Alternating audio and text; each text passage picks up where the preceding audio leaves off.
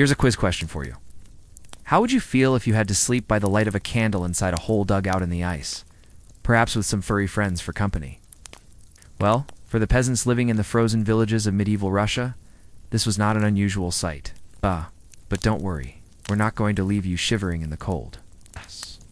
As we delve deeper into this unique way of life, you'll learn about the ingenious techniques these villagers use to survive, their remarkable resilience, and most importantly, the captivating stories of their everyday lives.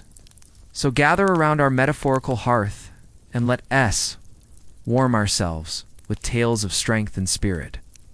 As we continue our journey through the icy landscapes of medieval Russia, our first stop takes us deep into the heart of Russia, where we meet a family just like any other.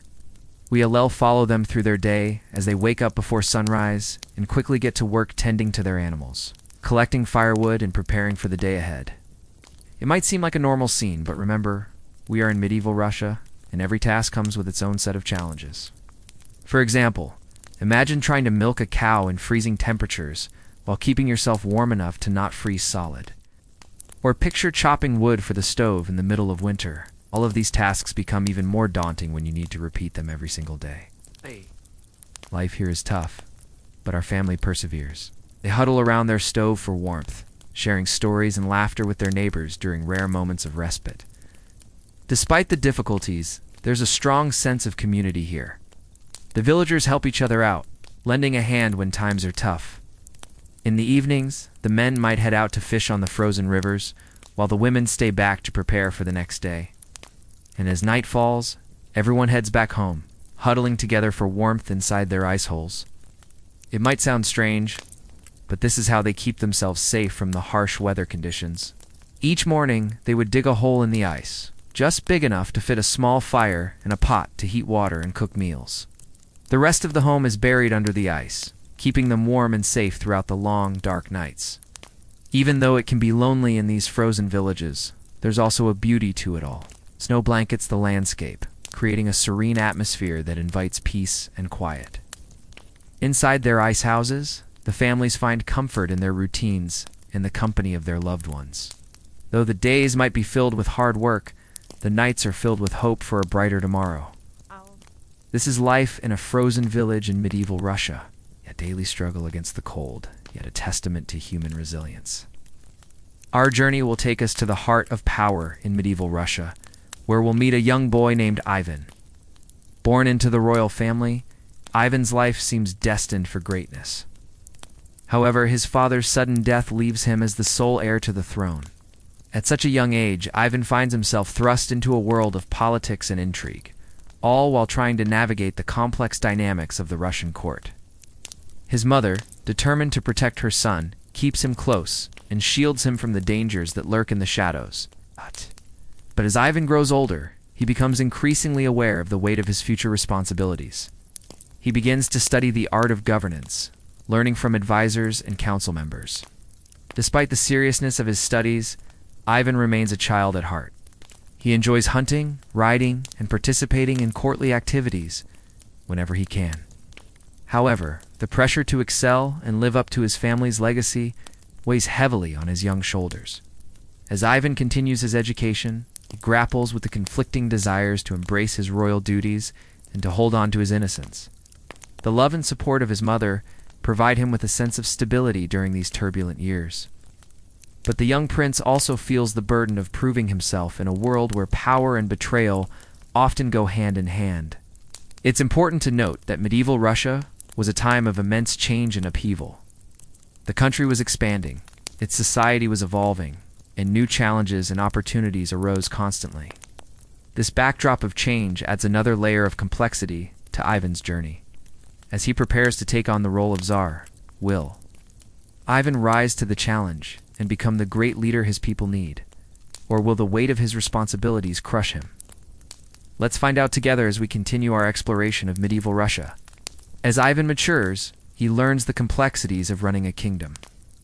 Advisors vie for his ear, offering counsel on everything from foreign policy to domestic affairs. Some seek to guide him toward justice and fairness, while others whisper ideas of conquest and control. Meanwhile, whispers of discontent grow louder in the streets. Peasants burdened by heavy taxes dream of a better life, and merchants chafe under the restrictions placed on their trade. Yet Ivan remains steadfast. He balances the demands of his court, the needs of his people, and the ambitions of his advisors with growing skill. But as Ivan becomes more adept at managing his kingdom, a darkness stirs within him. The pressures of ruling, the betrayals of his inner circle, and the constant scrutiny of his actions take a toll on his psyche.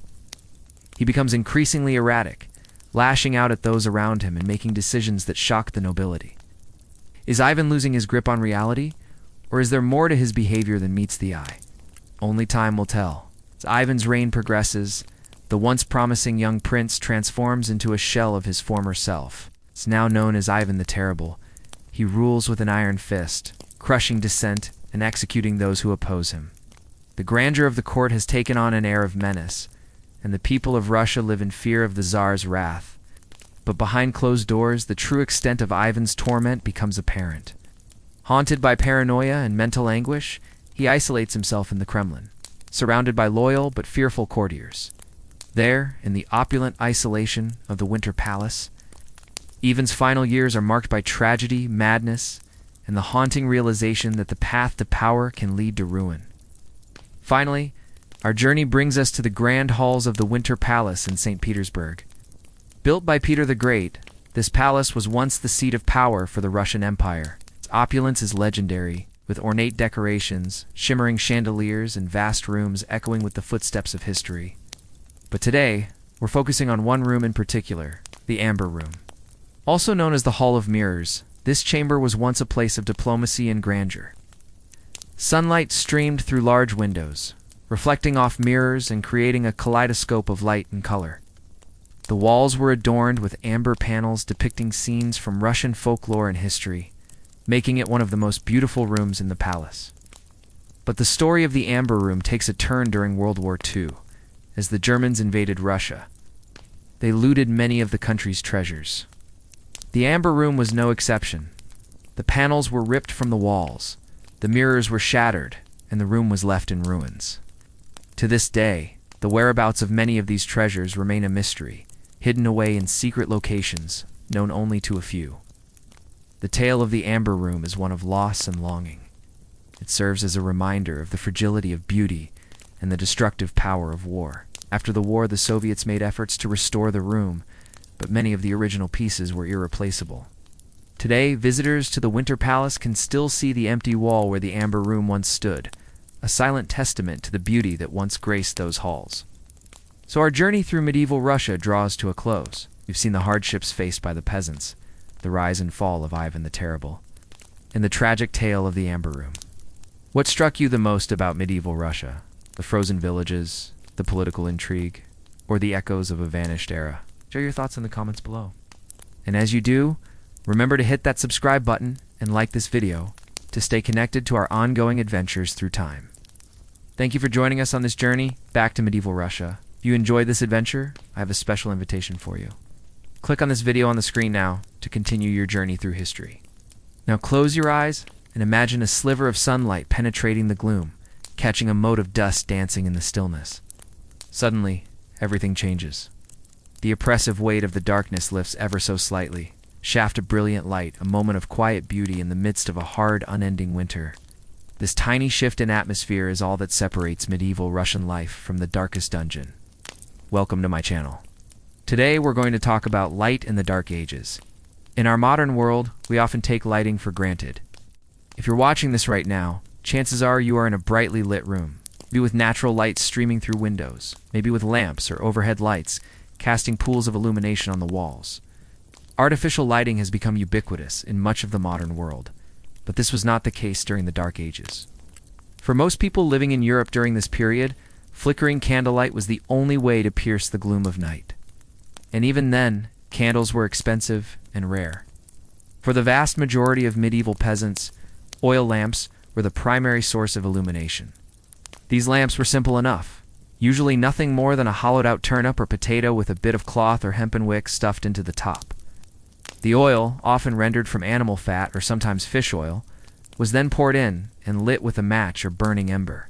The light generated wasn't very bright, but it was enough to ward off the worst of the darkness and provide enough illumination for cooking and other essential tasks. In larger towns and cities, candlelight might have been more common, although even these flickering flames could not compete with the daylight hours. Windows were small and high up, designed to keep out drafts and prying eyes rather than let in large amounts of light. But what about those brief periods of sunlight in the dead of winter? In the darkest depths of winter, when the sun barely crests the horizon, the hours of daylight are short and the days are long. Even in southern Europe, the sun may only shine for 6 or 7 hours, leaving the rest of the day shrouded in a perpetual twilight. This lack of natural light had a profound effect on medieval life, limiting outdoor activities to the brief hours before nightfall and forcing people to spend their days indoors. So how did people cope with such limited daylight hours? For many, it meant finding ways to make the most of the little light that was available. Oil lamps were carefully placed to maximize their meager glow. People dressed in dark colors to make the most of the shadows, and candles were saved for special occasions. And yet, despite these hardships, life still went on. The church bells still rang, calling people to prayer. The market still bustled with activity, and families still gathered around their tables, sharing stories and laughter in the soft glow of lamplight. For others, the lack of daylight meant a different sort of life, one that revolved around the rhythms of the sun. Farmers worked their fields by the light of dawn and dusk, taking advantage of the few hours of daylight available. Villagers shopped and socialized only during the day, and nightlife was virtually unknown. The lack of daylight also had an impact on art and architecture. Since oil lamps and candles provided such dim illumination, paintings and tapestries often featured scenes from everyday life. The dim light made it difficult to see fine details, so artists focused on depicting broad strokes and simple shapes. Overall, life during the Dark Ages was a far cry from our modern world. Without the benefit of modern lighting, people had to find ways to adapt to the darkness, making the most of the little light that was available and finding new ways to illuminate their world. It wasn't all bad, though. There were moments of beauty to be found even in the darkest of times, like the shaft of sunlight piercing the gloom, or the soft glow of a candle flame dancing in the night. Thank you for watching. In the depths of winter, when the world outside is a frozen wasteland, what do? How do you while away the long, dark hours? What do you do for fun? You play games, of course. You tell stories. And if you're lucky, you might have a balalaika to play or a gusli to sing along with. But most of all, you tell stories.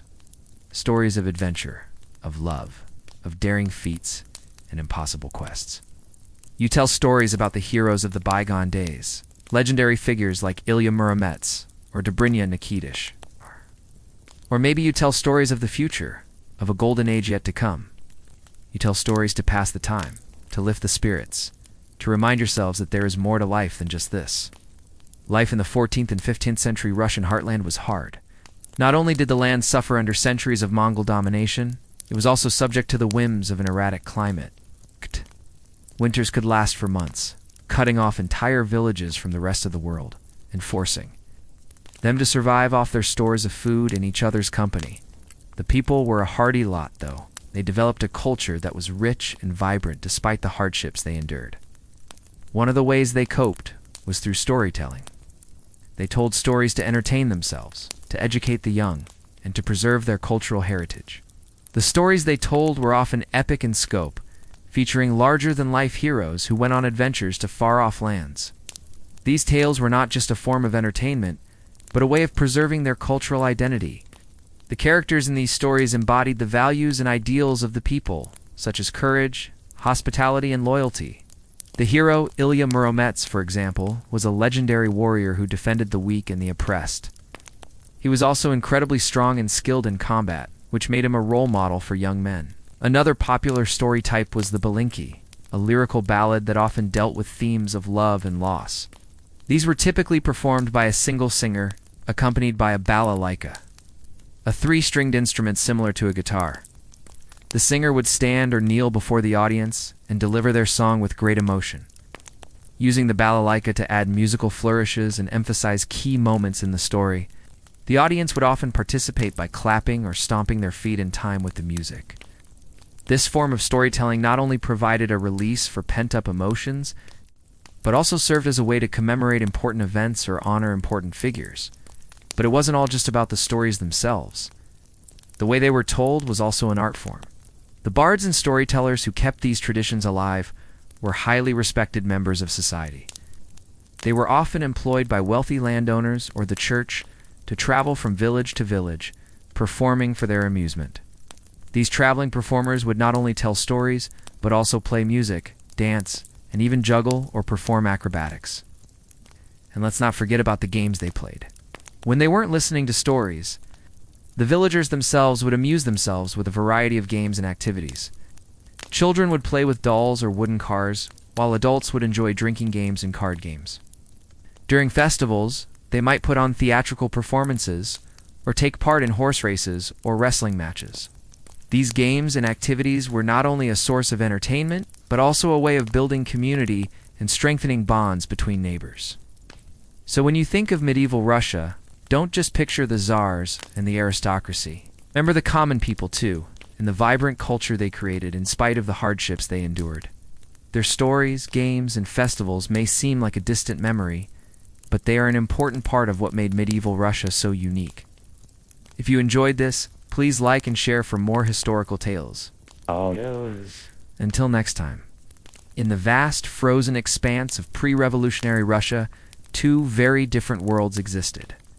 One was the world of the peasants, the other that of the rulers. Today we will travel back in time and experience the life of an ordinary Russian peasant in the early 20th century. Life as a Russian peasant was not easy. Still, there is no escaping the weight of labor. From dawn until dusk, your body is in motion. Chopping wood, carrying water, tending livestock, spinning flax into thread, or repairing tools. Even children took part, watching geese, helping in the fields, or gathering kindling. The winters were especially harsh. Snow drifts against the walls of your hut, blocking the door. The wind howls across the plains, rattling shutters and seeping through cracks in the wood. Days are short and nights seem endless. Work shifts indoors, mending clothes, weaving baskets, carving simple tools. Yet food supplies dwindle as the season drags on, and the fear of hunger grows heavier with each passing week. This is the life of a Russian peasant. It is not glamorous, and it offers little chance of escape. But it is steady, rooted in the land, and tied to the slow rhythm of the seasons. In this frozen world, survival itself becomes a kind of quiet triumph. And yet far above these villages, in the cities and courts of power, there were rulers whose lives were dramatically different. Some rose to power with ambition and strength, only to fall into cruelty and fear. One of these men would change Russia forever. Let's fast forward now to the bustling streets of St. Petersburg in the year 1905. The air is thick with the scent of fresh bread, coal smoke, and horse manure. This is a city on the move, a center of trade and industry, but also of ideas. Here, educated people gather in cafes, discussing the failings of the government and the need for change. They call themselves the intelligentsia. For decades, they have demanded a constitution, an end to the power of the aristocracy, and a voice in the way the country is run. But their pleas have fallen on deaf ears. The man in charge is the Tsar, Nicholas II, a figure of immense power and privilege. He lives in a world of luxury and ceremony, far removed from the concerns of ordinary people. His wife, Alexandra, is a German princess. Their 5 children are being raised in the opulent winter palace. But behind the scenes, all is not well. The intelligentsia is becoming more radical. Many now favor a republic, a form of government in which power rests with the people and their elected leaders. The Tsar, Nicholas II, clings to the belief that his authority is divinely ordained. He resists calls for reform, fearing that they will weaken his power. But as unrest grows, he faces a choice: either reform or resist. What he decides will change Russia forever. Nicholas II is reluctant to share power. He sees himself as a godless monarch, answerable to no one. But as the people's anger grows, he knows he must do something to restore order. In the end, he agrees to introduce some reforms, hoping they will satisfy the people. He establishes a parliament called the Duma, but its power is limited, and many of its members are aristocrats. He also introduces some social reforms, such as the legalization of labor unions, but these do little to improve the lives of ordinary people. For the intelligentsia, these reforms are too little and too late. They continue to agitate for change, demanding a constitution and an end to the monarchy. The Tsar, Nicholas II, remains unmoved. He continues to rule in the old autocratic manner, relying on the support of the aristocracy and the army. But as tensions rise, he knows that trouble is brewing. The people are growing angrier and more determined to fight for their rights. The stage is set for a revolution that will change Russia forever, as the story of Nicholas II and the Russian Revolution unfolds. Remember the ordinary people, like the peasants whose lives were appended by these dramatic events? Their stories are a reminder of the human cost of political upheaval and the importance of understanding history from their perspective. There is no greater challenge than creating a new order out of chaos. To make something new requires imagination and audacity, the strength to break with the past, and the wisdom to build a new world on foundations of sand. Such is the burden of kingship. As we leave the snowbound villages of peasants behind, let us drift instead toward the Kremlin in Moscow, to the story of a boy who would grow into one of history's most infamous rulers, a man remembered both for his great achievements and for the terror he unleashed. Ivan IV, known to us as Ivan the Terrible, was born in 1530. His early years were marked not by warmth and care, but by chaos and fear. His father, Grand Prince Vasily III, died when Ivan was just 3 years old, leaving him to be raised amid court intrigues and bitter rivalries. Imagine being that young boy, wandering the stone corridors of the Kremlin, surrounded not by comforting family, but by scheming nobles. Your dinner might be taken from you by a jealous uncle, your clothes stripped away by a power-hungry grandmother. In these cold halls, Ivan learned early the lessons of suspicion and mistrust. Yet even in such a childhood, he showed remarkable intelligence. He devoured books, taught himself scripture, and studied the workings of governance. He grew to understand the rituals of power and the symbolism of the Orthodox Church, which he would later use to strengthen his rule. By age 13, he was ready to take the throne. But how does a child king, born in the shadow of death, navigate the treacherous waters of courtly politics? How does he ensure his place in the hearts and minds of his people? The answer, my friends, is propaganda. When Ivan ascended to the throne, he was merely a figurehead while his mother Yelena ran the country. Thus, Ivan had plenty of time to hone his skills. As he grew older, he began to take an interest in the tools of the ruler, issuing coins with his image and hunting with the trappings of a monarch. In the eyes of the public, he became a living symbol of the state. And it was a potent symbol because Ivan was presented as the Third Rome. The idea of the Third Rome was a political and religious doctrine that elevated Moscow to the status of the new Constantinople, a successor to the ancient Roman Empire. It was a grand vision that cast Ivan as the rightful heir to the Roman emperors and popes, legitimizing his rule over all Russia. This narrative was carefully crafted and disseminated through the arts and the media, making Ivan the champion of the Russian people against the decadent West. With his coronation in 1547, Ivan the Terrible became the first Tsar of Russia. The title was no accident. It was a deliberate choice to replace the Western-style monarchical title of king with a unique Russian one. Signifying his commitment to the new Rome, from this moment, Ivan's propaganda machine went into overdrive. His vast empire was home to millions of people who spoke many languages and followed different faiths. But Ivan the Terrible found a way to unite them all under one banner. The Oprichina, a secret police force, loyal only to the Tsar. Its members spied on the nobility, arresting and executing them at the Tsar's command. Those arrested often had no idea what they were accused of, making Ivan's enemies everywhere. Yet some dared to speak out, like the Holy Fool, a person who defied the social order to mock those in power. Ivan, too, had his share of holy fools like the Stargazer, who claimed to see the devil in Ivan's eyes and predicted the downfall of the royal family. Of course, the Stargazer was executed, but such killings only made Ivan more suspicious. In his paranoia, he saw plots and conspiracies everywhere. His own son Ivan wasn't safe from his father's wrath. In a fit of rage, Ivan the Terrible killed his son, throwing him out of a window to his death. A tragic end for a troubled young man who had shown promise as a future ruler. Ivan the Terrible died in 1584, leaving behind a legacy of fear and oppression, but also of cultural achievement, for it was during his reign that Russia became the Third Rome, a new center of the Christian world. At the age of just 16, Ivan was crowned as the first Tsar of all Russia. It was more than a title. It was a declaration that he saw himself as equal to the great emperors of Rome and Byzantium. The coronation was lavish, filled with incense, golden icons, and chants echoing through cathedral walls. For the first time, Russia had a czar, not merely a grand prince. In his early years as ruler, Ivan showed promise. He reformed the laws, modernized the military, and called the first assembly of the people's representatives known as the Zemsky Sober. He opened trade with England, bringing in goods and knowledge from the West.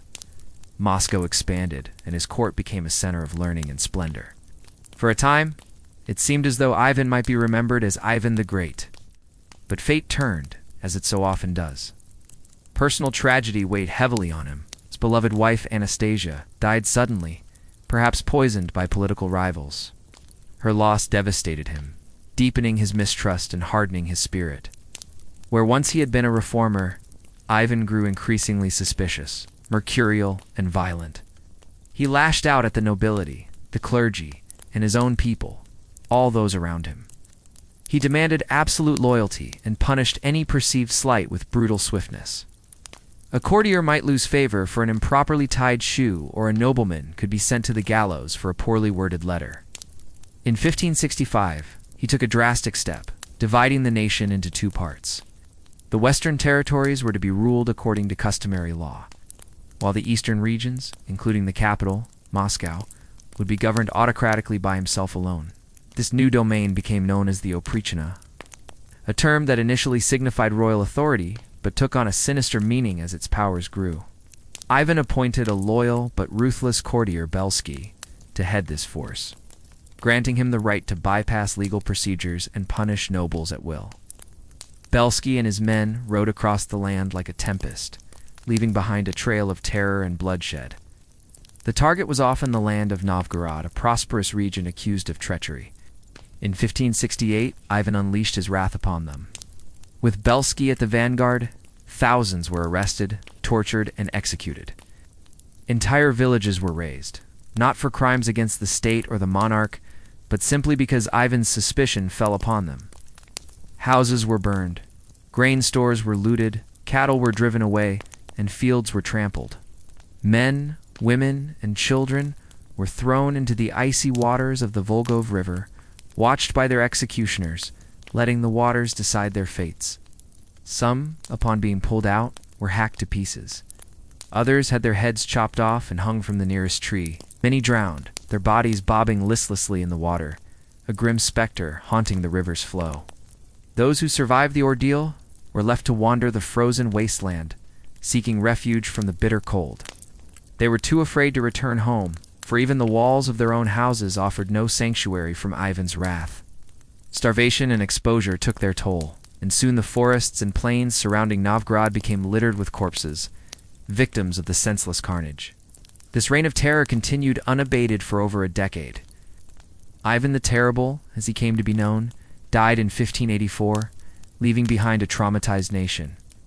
His extravagant palaces were now crumbling, his lavish court in ruins.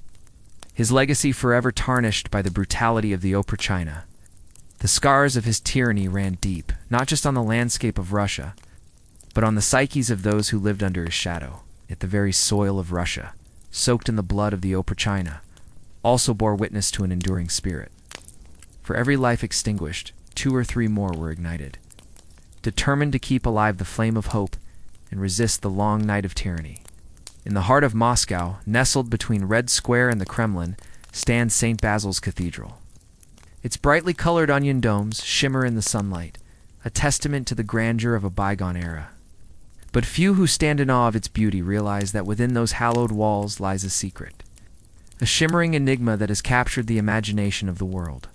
Its story takes us back to the 16th century, to a time when Russia was ruled by a man as enigmatic as the treasure we seek, Ivan the Terrible, Ivan IV, a man of immense power and even greater flaws.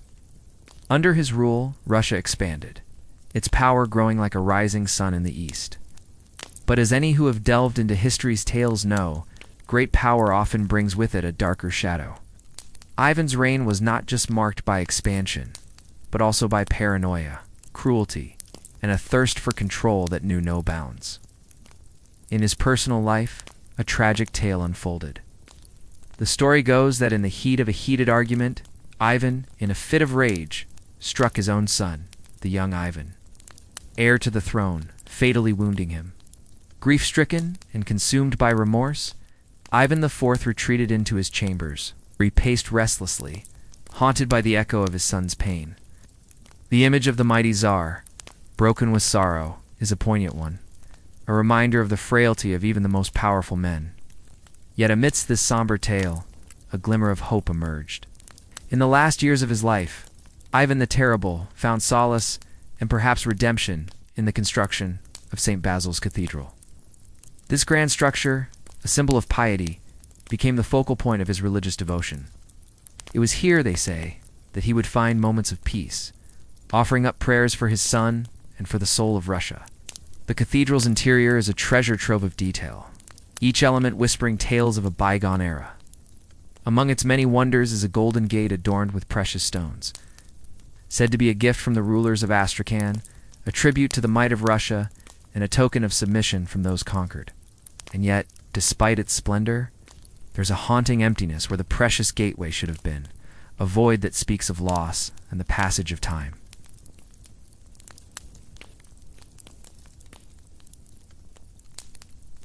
Others claim that it was lost in the turmoil of the time of troubles, a period of upheaval that followed Ivan's death.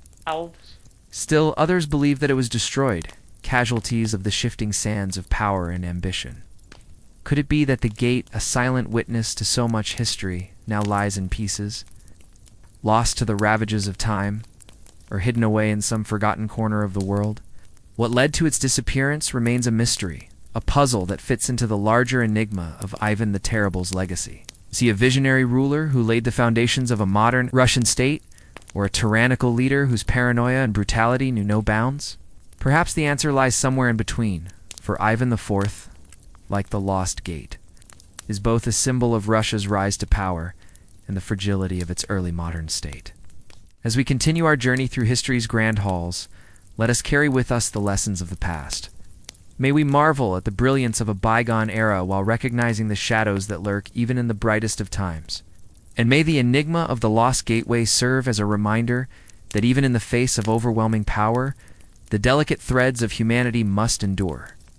For it is in the balance between ambition and empathy, between strength and compassion, that the true measure of our legacy lies. And above all, cherish the stories that connect us to our shared human experience. The Amber Room was so beautiful, so valuable, and so irreplaceable that when it vanished during World War II, it seemed inconceivable that any part of it could ever be recovered. Yet here we are today, gazing upon a single panel from that very room, glistening in the subdued light of a museum display case. How did this priceless artifact escape the ravages of war? What led to its rediscovery after nearly a century? And how is it that we can ponder these questions in the hushed calm of a modern gallery? But first, let us leave behind the shadow of Ivan the Terrible and move forward in time to a mystery that has puzzled historians and treasure seekers for centuries. Imagine yourself transported back to 1716, standing in the presence of Russian royalty. Before you shimmers a room that seems almost alien in its beauty, a room that shimmered with golden light, lined with panels of glowing amber and decorated with delicate carvings and mirrors. A masterpiece of art and craftsmanship, known simply as the Amber Room. To truly appreciate its splendor, we must first understand the allure of amber itself. Geologists tell us that amber is ancient, fossilized resin from trees that once dripped and hardened millions of years ago. When polished, it glows warmly, like honey or sunlight trapped within stone. Early humans saw in amber more than just a pretty bauble. They believed it possessed magical healing powers, a conduit to the sun's life-giving energy. As societies advanced, amber became both a jewel and a symbol of power. To fashion an entire room from it was almost unthinkable, a statement of immense wealth and artistry. The amber room was first begun in the early 18th century in Prussia. German craftsmen toiled for years over the design, fashioning intricate amber panels set in gilded wood and painstakingly piecing them together. Like a giant jigsaw puzzle, but the room was never finished in Germany. In 1716, the Prussian King Frederick I decided to bestow the still unfinished room as a gift to his friend and ally, Peter the Great of Russia. Frederick hoped that presenting such a lavish gift would cement their alliance and bring continued peace between their two nations. The amber room arrived in pieces in St. Petersburg, but it would be nearly 3 decades before it found its final home. In 1729, Peter's wife, Catherine, had the room reconstructed and installed in her palace near the Russian capital. Here it glittered in all its glory, catching the light and casting dancing shadows on the walls. It was the height of luxury, a monument to wealth and good taste. Unfortunately for those who came to admire it, the room's fame would ultimately lead to its downfall. As the Tsars grew wealthier, grander ambitions took hold. By the mid-18th century, the Russian Empire stretched from the Baltic Sea to the Pacific Ocean. Catherine the Great desired a palace to match, one that would rival the great European courts. So she set about expanding her humble summer residence into a symbol of imperial might. By 1750, the Catherine Palace, as it was now called, boasted over 1,000 rooms, each more elaborately decorated than the last. Gold leaf glistened everywhere, set against rich fabrics and inlaid with precious stones. Everywhere, that is, except in the amber room. For reasons apparently lost to history, the Tsars had allowed this priceless treasure to fade into obscurity. By the end of the century, the room was little more than a storage closet, still beautiful, but deeply tarnished and largely forgotten. For a time, this suited the Russians. But as the 19th century dawned, memories of the amber room were rekindled. Restoration work began, only to be halted a few decades later by the outbreak of World War II. Fearing the advancing Germans, the Russians prepared to evacuate the palace.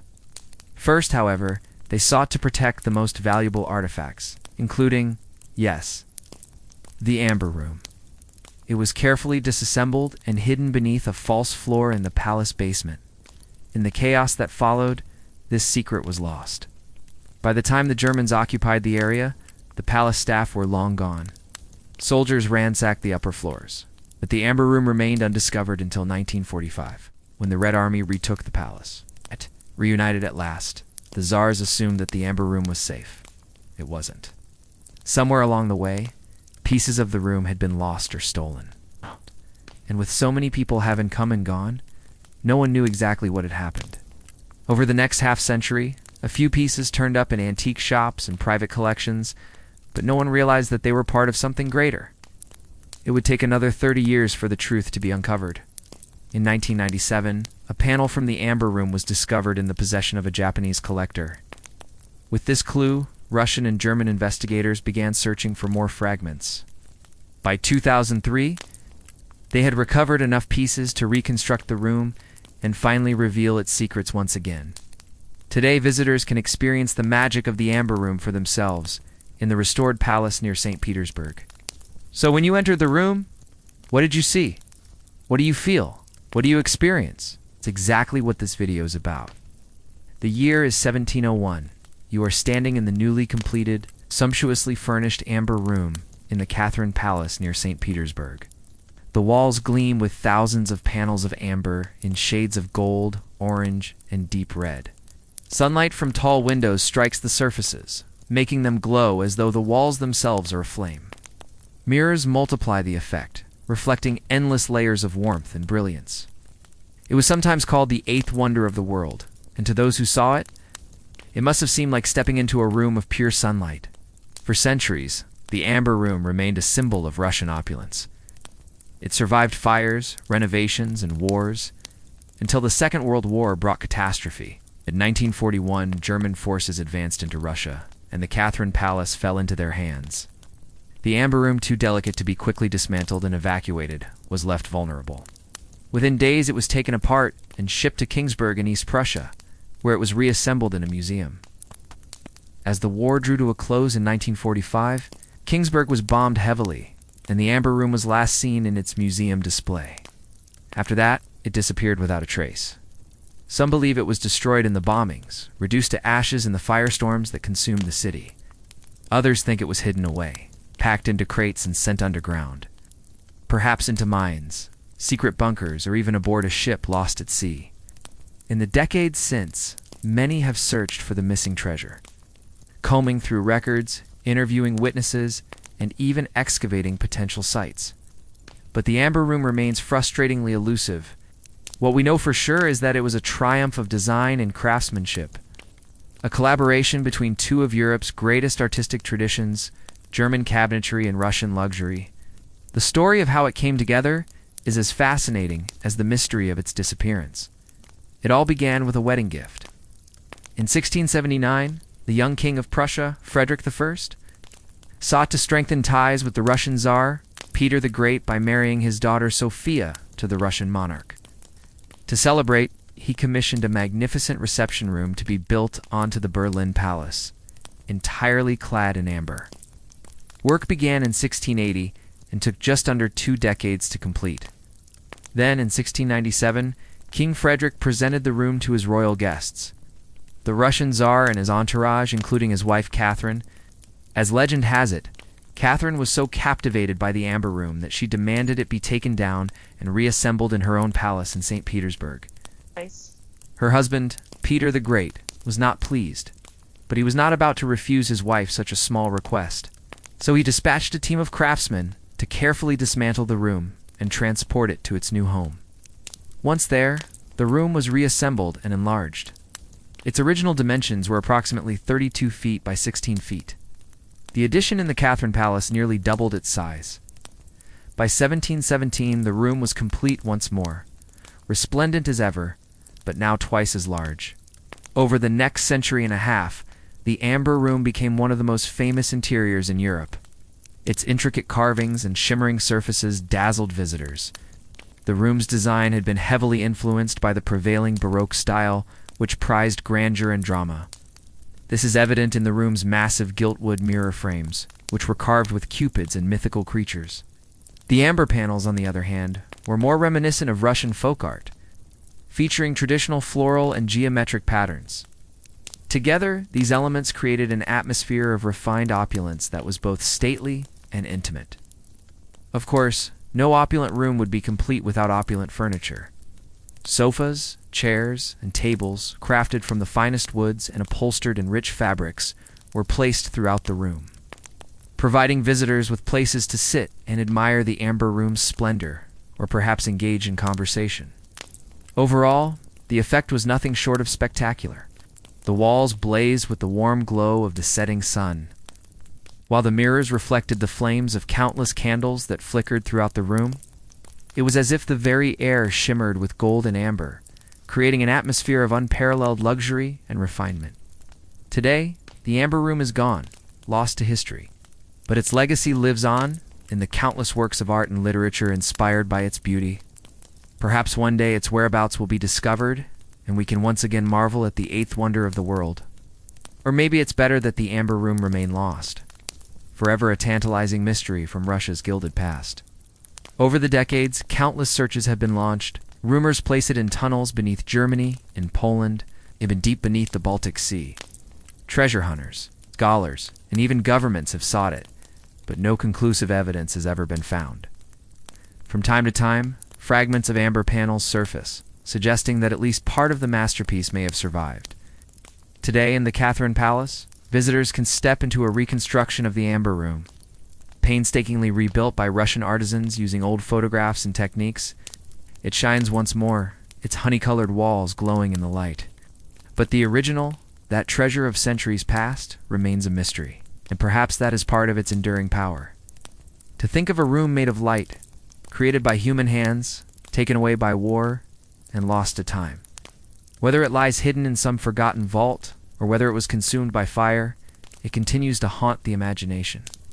From this mystery, let us turn now to another world, the world of the powerful and the privileged. For while peasants struggled to survive the cold, and treasures like the Amber Room were lost in conflict within the walls of the Kremlin, the lives of the czars unfolded with ceremony, splendor, and secrecy. Here in the Russian capital, a new exhibition offers a rare glimpse inside their world. More than 100 artifacts have been brought together from museums and private collections around the world. Many have never before been seen by the public. Among the most catching are these exquisite shoes. They belong to Tsar Nicholas II, the last ruler of Imperial Russia. He was forced to abdicate in 1917. His family was murdered 2 years later by the Bolsheviks. And these shoes, crafted from fine leather, were all that Nicholas had with him when he was arrested. Alongside them, a nightgown, a shirt, and a pair of trousers. Humble garments belonging to one of history's most dramatic fall from grace. To understand how such a downfall was possible, we must look at the world beyond the Kremlin walls.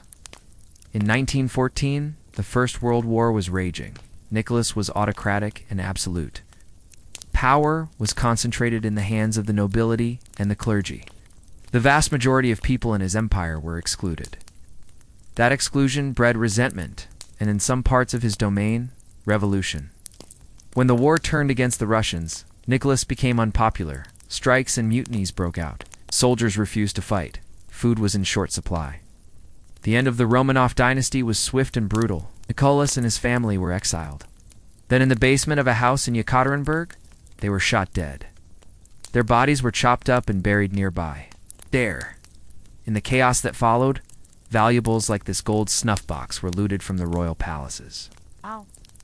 It was made in 1898 to celebrate the 300th anniversary of the Romanov dynasty. Inside, a portrait of Peter the Great, the dynasty's founder. It was an age of absolutism and serfdom, of great palaces and crushing poverty, of splendid balls and grinding hardship. That, too, is laid bare in this exhibition. Take, for example, these two samovars. Both are made of brass, and both were made in the same place. One is ornate and valuable, destined for the Russian czars. The other is plain and cheap, intended for the servants who kept the grand households running. There were many such households, for the Russian czars had countless residences. This model shows life at one of their favorite retreats, the Tsar's country cottage. It belonged to Nicholas II. Built in the Neo-Russian style, it was designed to evoke an idyllic past. Here, Nicholas could shed the burdens of empire and enjoy the simple life. At least that was the idea. Grand Palace in miniature. It had 21 rooms. There were ballrooms and dining rooms, bedrooms and dressing rooms, even a church.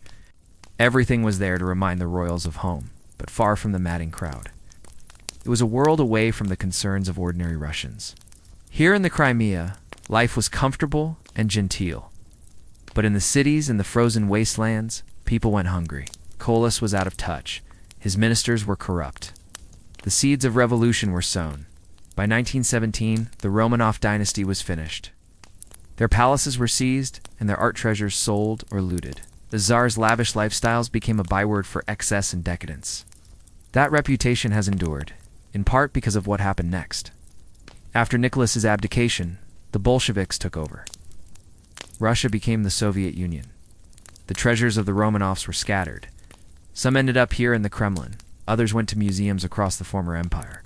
Many changed hands, several times until they resurfaced on the international art market. This exhibition, though, aims to do more than simply show off the riches of the Romanov court. It also explores the values and tastes of a bygone era. These exquisite items were not just status symbols. They were part of a broader culture. Take, for example, this model of St. Petersburg. It dates back to 1713, just 30 years after the city was founded. Look closely, and you can see the river Neva winding through the center, just as it does today. The point was to show off Russia's new capital, the window on the west, as Peter the Great called it. Also on display are these beautiful, hand-painted snuff bottles. They date back to the early 18th century. The subject, chinoiserie, was fashionable among the elite at the time. And these are just a few examples of how Russian aristocrats combined the old and the new. They took inspiration from China and Japan and adapted it to their own needs and tastes. The exhibition tells the story of a unique cultural moment and of one family's dramatic fall. As you walk through the Kremlin, you can almost hear the echoes of the past. The squeak of the grand piano in the music room, the murmur of silk gowns as the ladies-in-waiting attend their mistress, the clink of glasses as the aristocrats toast the health of the Tsar. That glittering world is gone. But here in the artifacts, something of it remains. Now, Let us pass through the gates of Moscow and enter the Kremlin, the ancient heart of Russian power. Its high red walls enclose a city within a city, filled with golden domed churches, ornate palaces, and secret chambers.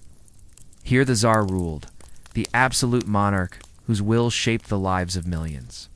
To live within these walls was to exist in a world set apart, where ceremony and splendor concealed unease and suspicion. A world of towering cathedrals and shadowed alleys, where power was concentrated in the hands of a few, yet everyone's life was still touched by the whims of the throne. In the heart of this vast complex stood the palace, a labyrinth of halls and rooms where the Tsar and his household lived and worked. Imagine the Kremlin at dawn in the 17th century. The rising sun catches the golden domes of the Assumption Cathedral, casting long shadows across the cobbled courtyards.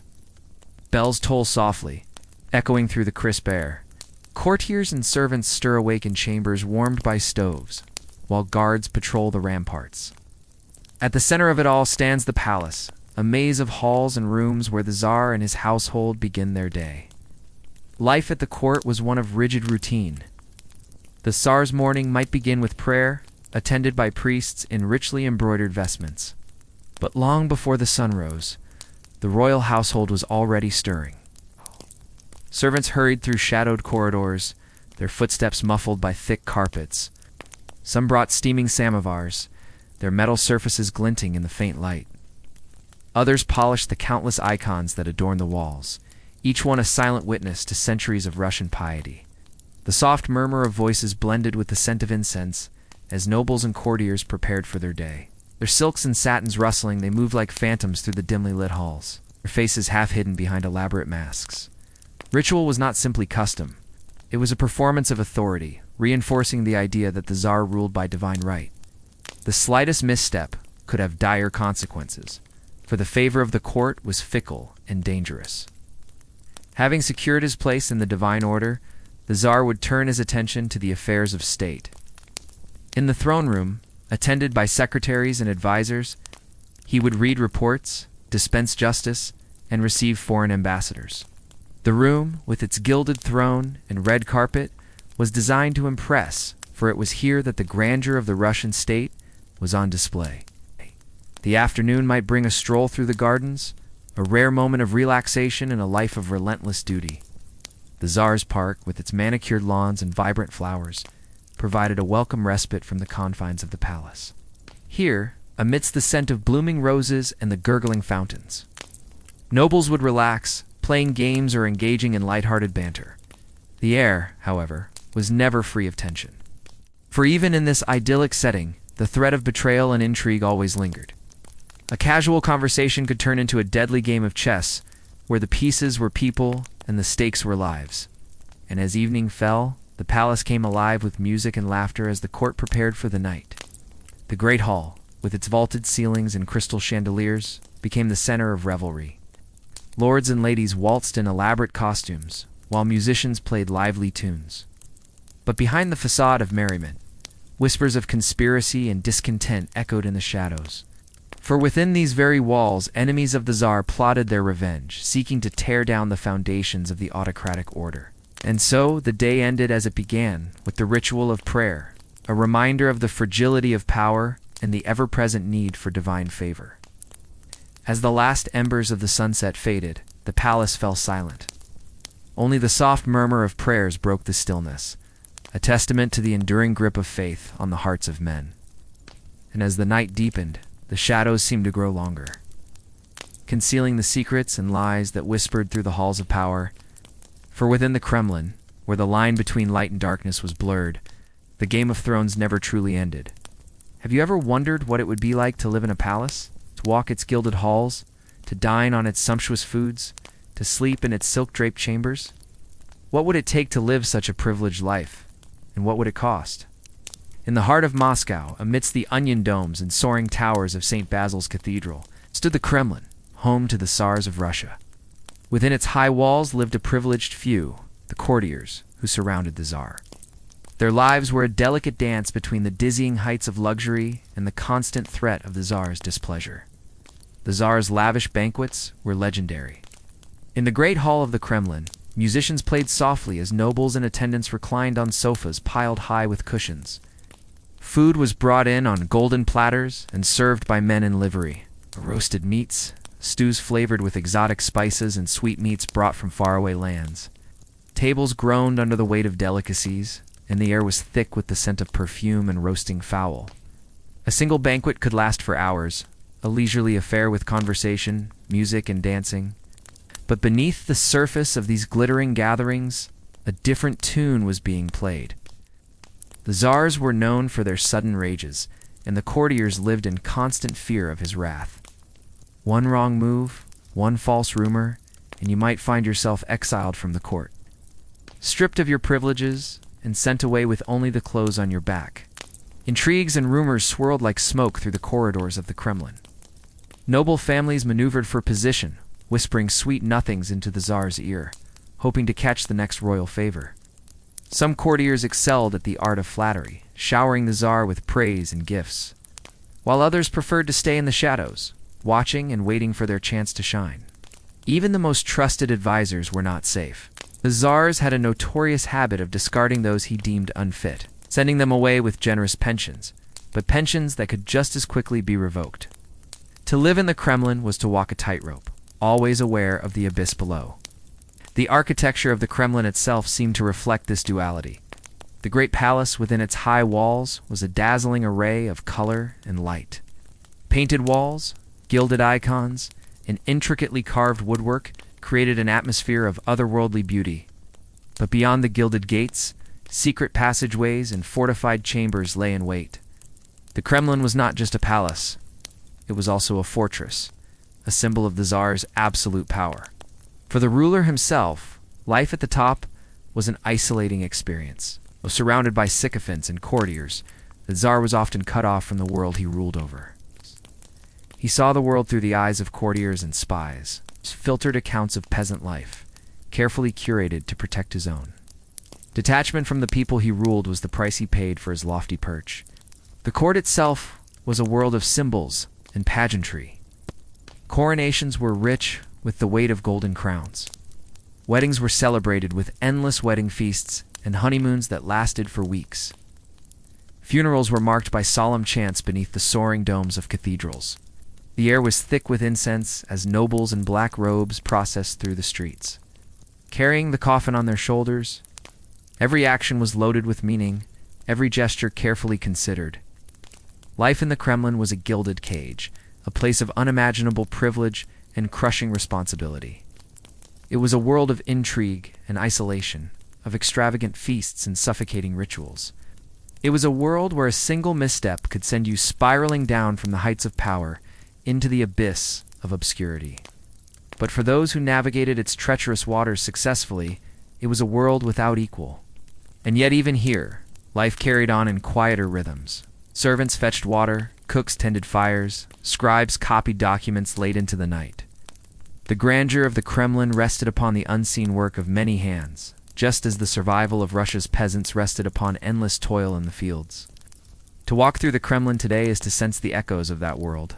The glittering icons, the vast halls, the silent courtyards, they speak of lives lived in grandeur and fear, in ritual and uncertainty. Within these walls, the history of Russia was shaped, sometimes with ceremony, sometimes with blood. Always under the watchful eyes of the czars, we hear echoes of the old world within these walls, because this is where the last Tsar of Russia was crowned and where the Bolsheviks took over the country. But what do we actually know about him? Well, his name was Nicholas II, who was born in 1868 and became the heir to the throne at the age of 13 after his father, Alexander III, died unexpectedly. At the time, Nicholas was in Levadia in Crimea with his mother and sister.